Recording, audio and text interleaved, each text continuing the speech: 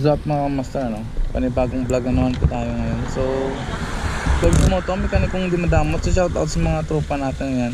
So, shoutout din kay Sir Edwin, ano? Yan, sa mga tropa natin, shoutout. So, ito pala yung motor ni Sir Edwin mga kamaster, ano? So, sinit up natin last week.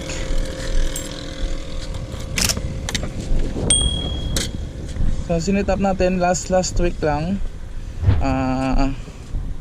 57 counts lang mga kamaster. So mabigat pa yung smash niya, no?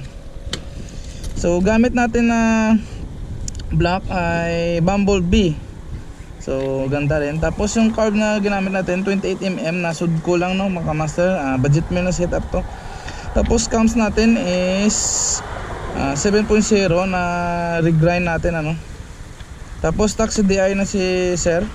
Yung sprocket 1534 lang yung gamit natin.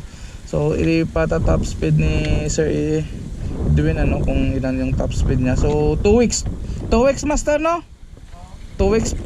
So 2 weeks pa lang. So kaka-break in. So try natin kung ilan yung top speed niya, no? Sa 2 weeks na break in.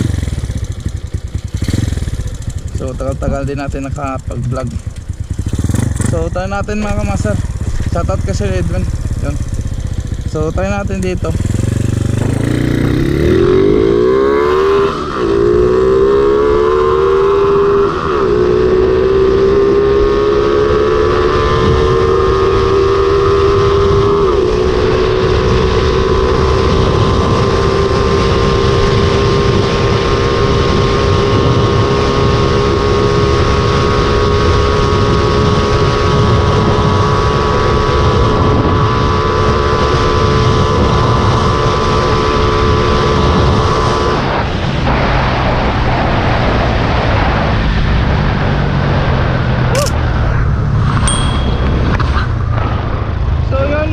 Master, ano, 135 lang.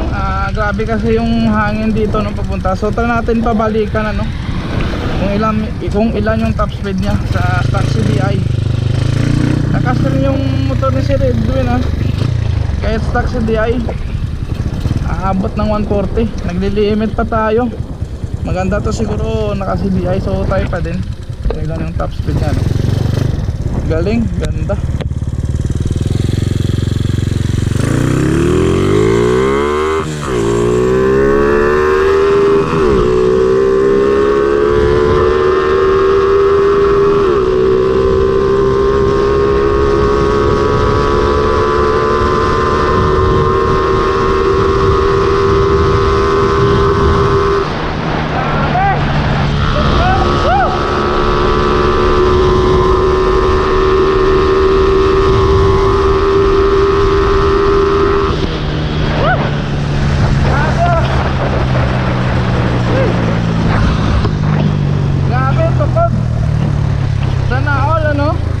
So tukod yung speedometer niya, tapos nagli-limit pa, no?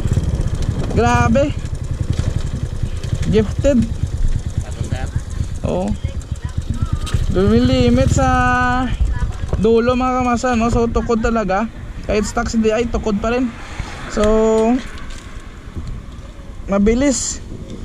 Kahit 2 weeks lang yung break in natin, ano? Kasi pinahuning natin yung block para mabilis mag break in. So yun, hanggang dito lang yung vlog natin mga kamasay, no? Maraming salamat sa tiwala ni Sir Edwin. Nagpa-set up siya. So hanggang dito lang yung vlog natin. Pulse Moto, mekanikong di madamot mga kamasay. Thank you.